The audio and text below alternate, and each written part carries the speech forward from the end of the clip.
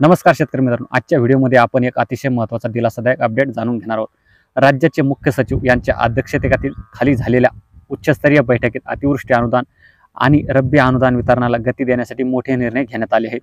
ही बैठक का झाली, कोणते आदेश देण्यात आले, हेल्पलाईन नंबर कधी येणार, फार्मर आयडी मिसमॅचवर काय तोडगा निघाला, या सगळ्यांची सविस्तर माहिती जाणून घेऊयात।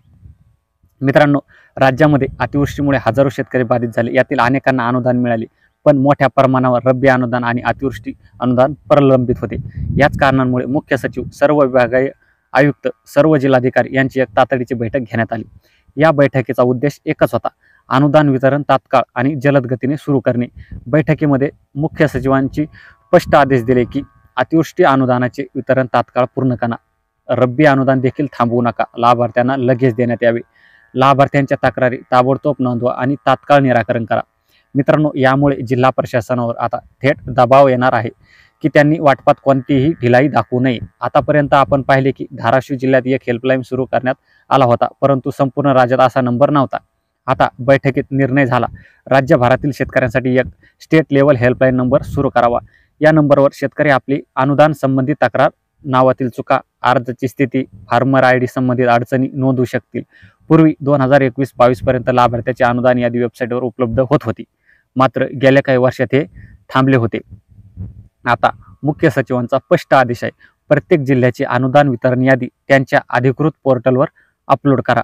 यामुळे शेतकऱ्यांना पारदर्शकता मिळेल, कोणाला अनुदान मिळाले आणि कोण प्रलंबित आहे हे खुलेपणे दिसेल। हे निर्णय अतिशय महत्त्वाचे आहेत, कारण यामुळे गैरव्यवहार व गोंधळ मोठ्या प्रमाणात कमी होण्याची शक्यता आहे। आता सर्वात मोठा मुद्दा, फार्मर आयडी मिसमॅच। राज्यात मोठ्या प्रमाणात शेतकऱ्यांचे फार्मर आयडी नावाच्या स्पेलिंग मिसमॅच, खातेदार नावातील चूक, आधार 712 मिसमॅच या कारणांमुळे अडकले होते। अनेकांच्या स्कोरिंग 90% पेक्षा जास्त असूनही फार्मर आयडी मंजूर होत नव्हता। बैठकीत आदेश दिले गेले, सर्व मिसमॅच फार्मर आयडीची तपासणी करा, आक्षेप दूर करून आयडी मंजूर करा, खातेदार नावातील विसंगती तात्काळ दूर करा, डेटा 100% अचूक करण्यासाठी विशेष मोहीम राबवा। हा निर्णय हजारो शेतकऱ्यांसाठी अत्यंत मोठा दिलासा आहे। मुख्य सचिवांनी सर्व आयुक्त व जिल्हाधिकाऱ्यांना सांगितले, अनुदान वाटप उशिरा कशामुळे होते ते कारण शोधा, लाभार्थ्यांचे काम तातडीने पूर्ण करा, अनुदान अपलोड, डेटा दुरुस्ती, याद्या सर्व कामे वेळेत पूर्ण करा, शेतकऱ्यांच्या प्रत्येक तक्रारीचे समडे निवारण करा। यानंतर प्रशासनाला आता हे काम प्रथम प्राधान्याने पूर्ण करावे लागणार आहे। ज्या जिल्ह्यांमध्ये प्रक्रिया सुरू होईल, यादी अपलोड, अनुदान ट्रान्सफर, फार्मर आयडी मंजुरी, हेल्पलाईन नंबर सुरू, याबाबतचे अपडेट पुढील काही दिवसांत येत राहणार आहेत। तर मित्रांनो, एकंदरीत पाहता ही बैठक शेतकऱ्यांसाठी अत्यंत महत्त्वाची आहे। अनुदान वितरणाची गती वाढणार आहे, पारदर्शकता वाढणार आहे आणि फार्मर आयडीतील अडथळे दूर होणार आहेत।